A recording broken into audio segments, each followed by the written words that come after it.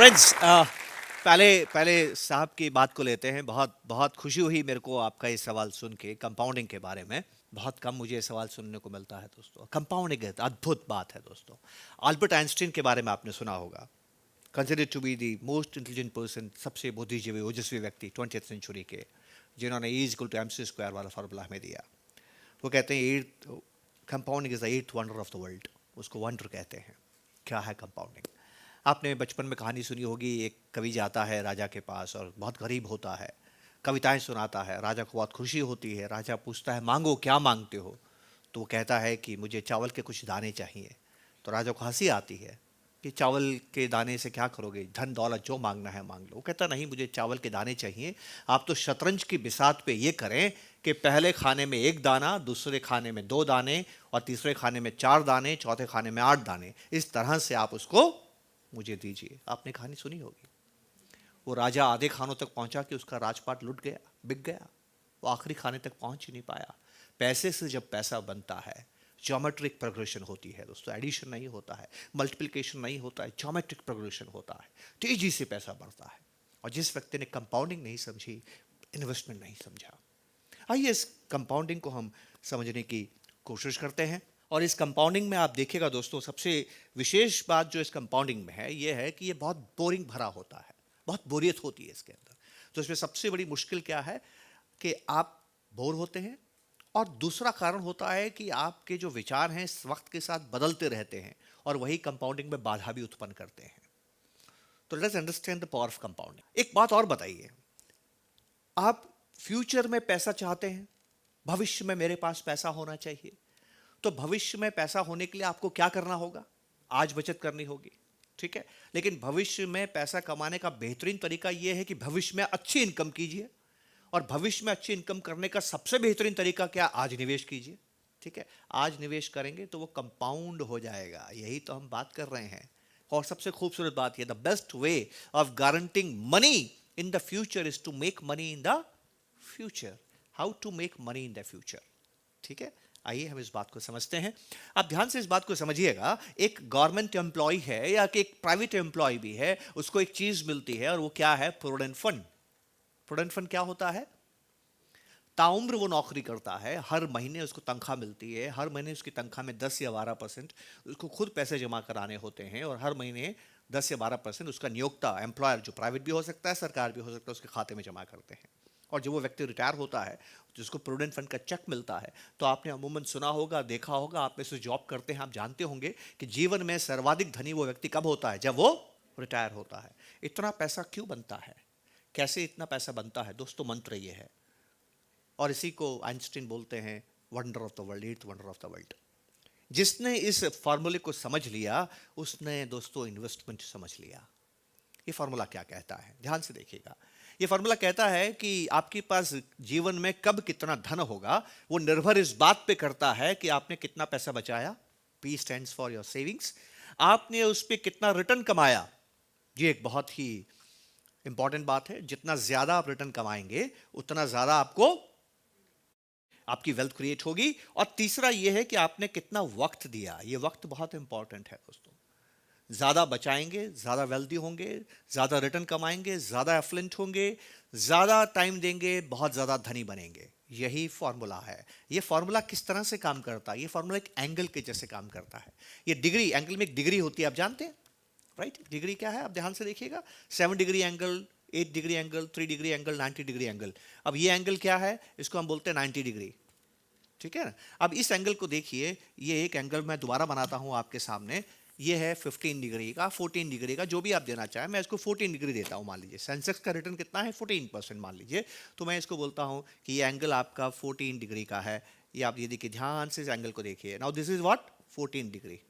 अब 14 degree angle में आप देखिए कि इन दोनों के बीच में गैप कितना है। ये गैप है, यहां पर इतना गैप है, यहां पर इतना गैप है, ठीक है। अब ये एंगल को हम आगे बढ़ाते हैं। ये यहां जाएगा और ये यहां जाएगा। आप क्या देख रहे हैं?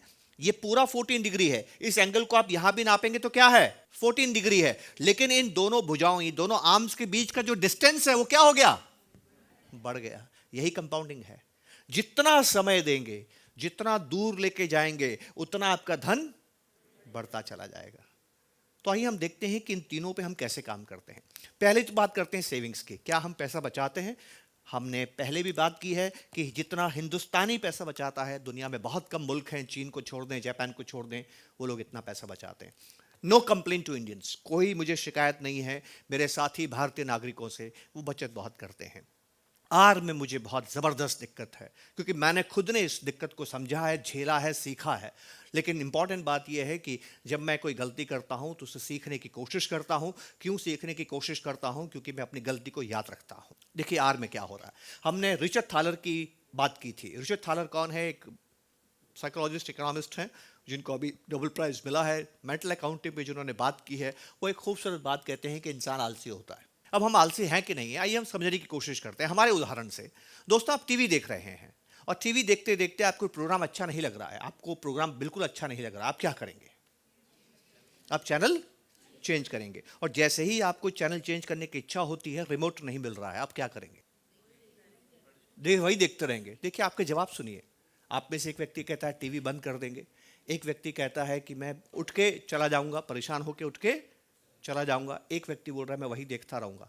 क्या हो रहा है? देखिए, आप ध्यान से बात सुनिएगा, बहुत इंपॉर्टेंट बात है ये। इसीलिए रिमोट का आविष्कार हुआ है, क्योंकि हम आलसी हैं।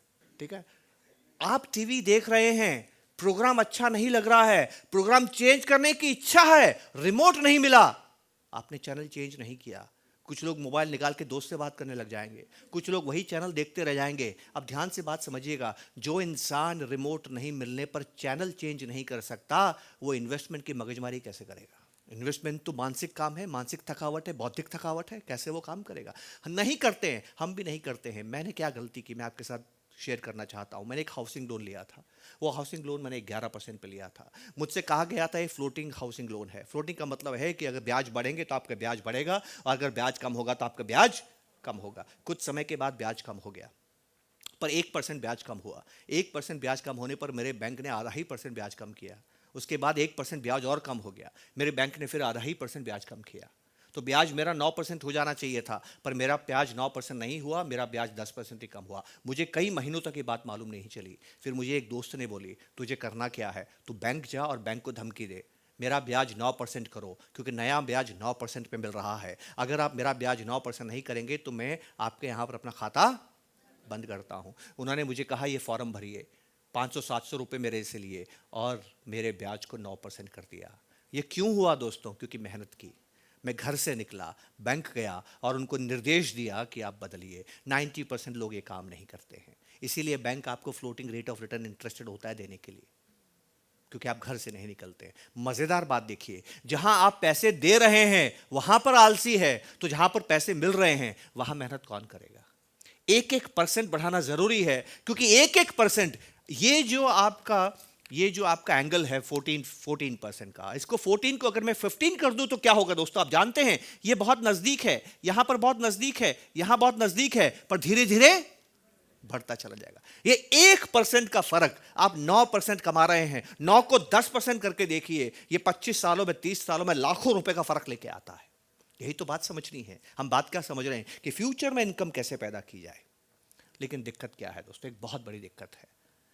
न केवल हम आलसी हैं, हमारे साथ सबसे बड़ी दिक्कत है कि ये जो वक्त के साथ गैप बढ़ रहा है, ज्यादा वक्त देना, ये हीरो है कंपाउंडिंग का।